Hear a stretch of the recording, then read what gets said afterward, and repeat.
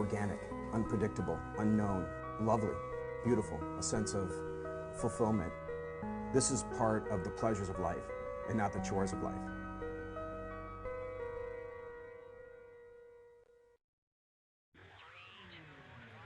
Coming up on Daily Iowan TV, West Side Stopper. A proposal for a new levy in Iowa City gets public treatment. And coming out, as an illegal immigrant, learn about a guest speaker at the UI challenging what it means to be an American. And in sports, another Monday edition of our brand new segment, The Box Score. That's all coming your way next. Daily Iowan TV starts now. I'm Tom Brokaw. For more than 100 years now, the University of Iowa community has been waking up to the Daily Iowan. Today, it's the largest newsroom in eastern Iowa. And now you can see the news every night on Daily Iowan TV and get it anytime worldwide at dailyiowan.com.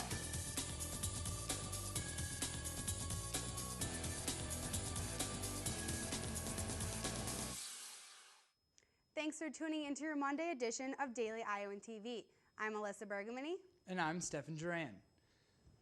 On Tuesday, Iowa City residents will get a chance to learn more about a potential new levee on the west side of Iowa City.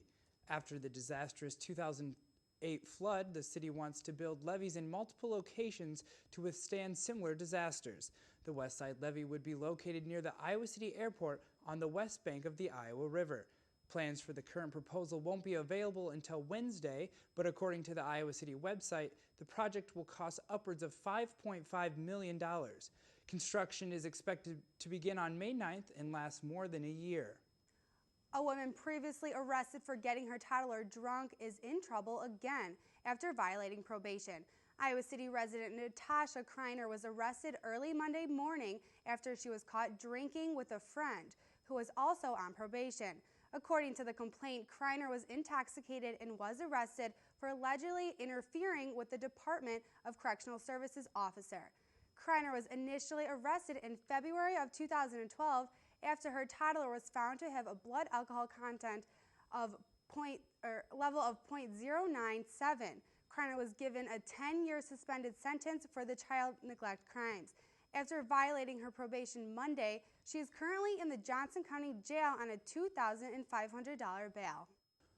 Pulitzer Prize winner journalist Jose Antonio Vargas spoke at the Englert Theater Monday night after sitting down with a morning interview with KRUI. In both talks, he addressed issues with the immigration system in the United States. Vargas himself was born in the Philippines and raised in the U.S. He worked for the Washington Post, where he won the Pulitzer Prize for breaking news reporting the coverage of the Virginia Tech shootings. In June 2011, the New York Times Magazine published his article, My Life as an Undocumented Immigrant. Discussing current topics, Vargas does agree with some parts of President Obama's DREAM Act, like that immigrants shouldn't have to live in fear of being deported. However, there is one thing that he doesn't agree with.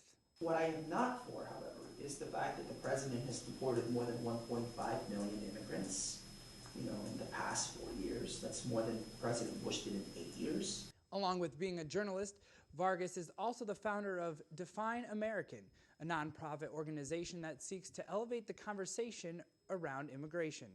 The Board of Supervisors special election is Tuesday. Republican John Etheridge goes against Democrat Terry Doms in Tuesday's special election to fill a vacant supervisor seat. Etheridge has campaigned largely on being a rural representative, while Doms, a former UI employee, said he spent at least $7,000 in the lead up to the election. However, his efforts may not increase turnout. In fact, indications are that voting will be down from the last supervisor's election. Early voting has dropped off by more than half since the special election in 2010. Amendments to a potentially renewed Federal Violence Against Women Act will have a direct effect on the University of Iowa. The new bill isn't finalized and the exact changes to UI policy aren't known, but the Violence Against Women Act currently funds multiple programs. Awareness and counseling are examples of services that get support from the Act.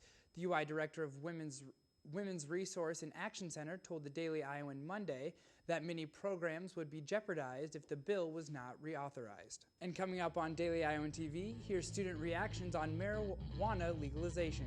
And in sports, our Monday evening whip-around crew is out in the field and ready to go. But first, we'll go to our own weather woman, Megan Tickner. And Megan, it sounds like a little broken record, but there's more snow on the way. Yeah, Stefan, just because the calendar says March doesn't mean winter is over in Iowa City. There's a 90% chance of snow both Tuesday morning and afternoon, so if you decide to go outside, make sure to bundle up. The morning temperature will be around 30 degrees, and in the afternoon, the high will only be about 32.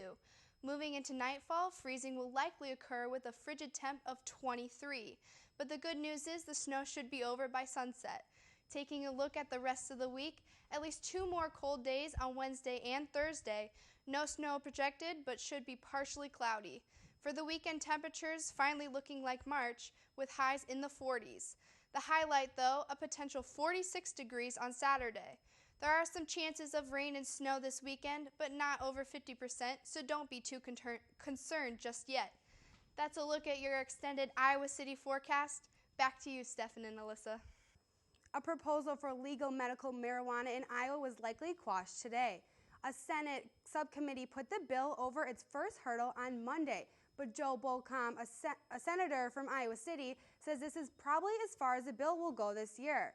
For some campus perspective on potential marijuana legalization in the state of Iowa, we asked students their thoughts. So I just think that you might as well, like I said, legalize it and just tax it and make money, just like cigarettes or alcohol or anything else. Marijuana is going to be used whether it's legal or not, so the government might as well use it to their advantage and make it legal. If they were to legalize it and regulate it and somewhat tax it, I feel there could be a lot of pros to this, like both boost our economy, get rid of a national deficit. It would shut the stoners up. Currently, 18 states have either legalized medical or recreational use of marijuana. Now let's zoom out from the state of Iowa for a look at some national news. At least 19 people were killed as Kenya attempted to elect a new president on Monday. In the country's first presidential vote since 2007, when more than 1,000 people died due to attacks by separatists. At least 2 polling stations were overrun by rebels. A group seeking separation from Kenya called the Mombasa Republican Council is responsible for Monday's attacks. The country's current president simply urged the election's losing candidate to cede defeat peacefully. And we've darted between news stories, but we're safe on the other side and have arrived at Daily Iowan TV Sports. Let's send it over to Andy Constable in the studio. Hey guys, and welcome back to the Daily Iowan TV Sports Studio. The sports staff here preparing all weekend to get you ready for this Monday edition of the program, and what a show we have for you tonight. But before we get things going tonight, a couple of quick updates are in order.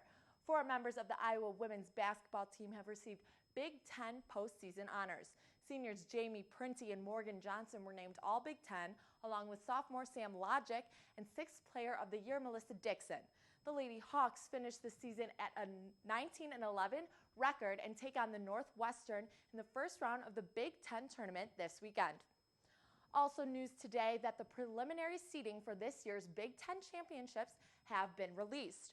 4 Hawkeyes find themselves with top 2 seeds. Matt McDonough and Derek St. John look to defend their respective titles as 1 seeds at 125 and 157 pounds.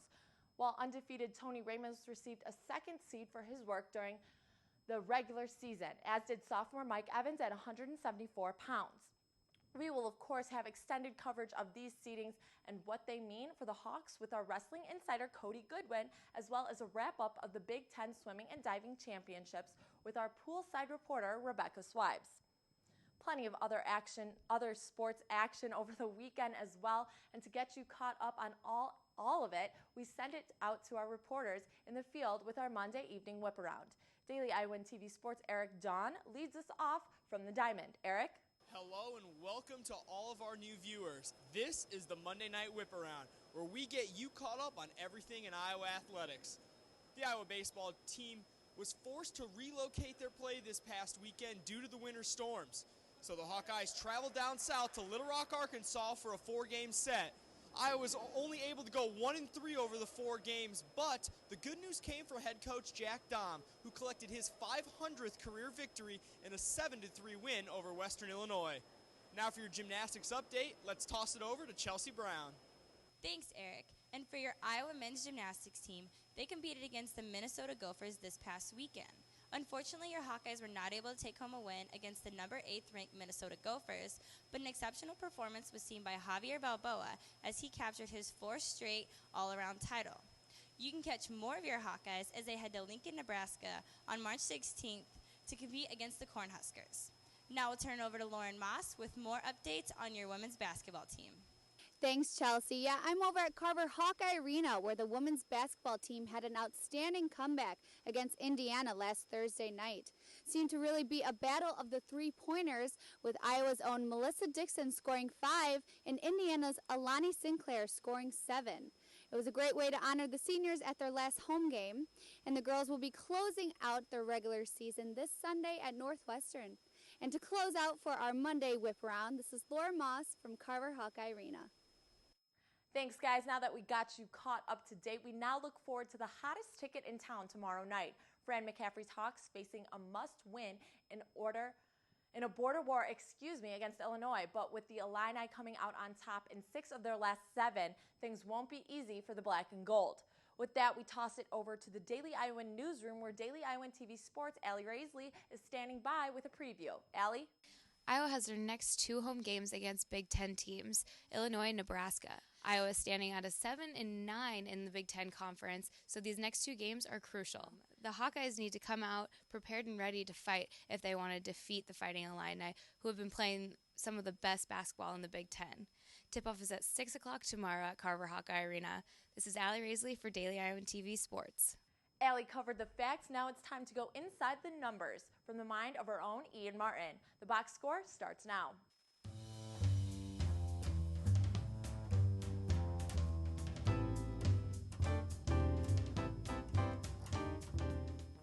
With starting point guard Mike Gasol sidelined, it may be time for head coach Fran McCaffrey to change things up when it comes to his starting 5. McCaffrey has gone with Josh Oglesby over the Hawks' past 2 contests, and while at times the Iowa native's stroke has looked pure, the sophomore sharpshooter's confidence has certainly been rattled in 2013, shooting just 26.7% from the field. Meanwhile, Anthony Clemens and Eric May are making a case of their own for a spot in the starting 5, with May scoring 10 or more in 3 out of his last 4. I think it's safe to say the slump is over. After taking some serious heat from his head coach for his play earlier in the year, Devin Marble has bounced back, averaging 19 a game over his last 6. And if the junior can put up 23 points tomorrow night on Illinois, he'll join the 1,000-point club here at the University of Iowa. Number 1 on that list, his father, Roy Sr.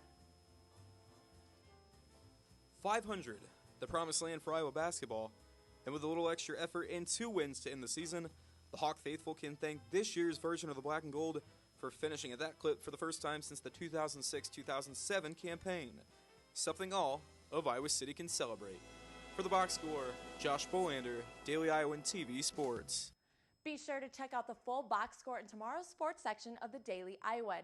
A number of Big Ten Championship sports coverage to get to tomorrow. But before we wrap up, just announced Iowa football will be holding an open practice in Des Moines for our fans out west. That's going to do it for us here in the studio. Back to you guys at the desk. Thanks for that, Annie.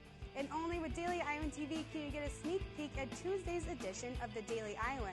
Hear about the University of Iowa housing and dining technical difficulties. And read why the confirmation of new state region nominations may be not a sure thing. Well, that's our latest edition of Daily Iowan TV. Be sure to check us out tomorrow or anytime online at dailyiowans.com. Thanks for watching and have a great night.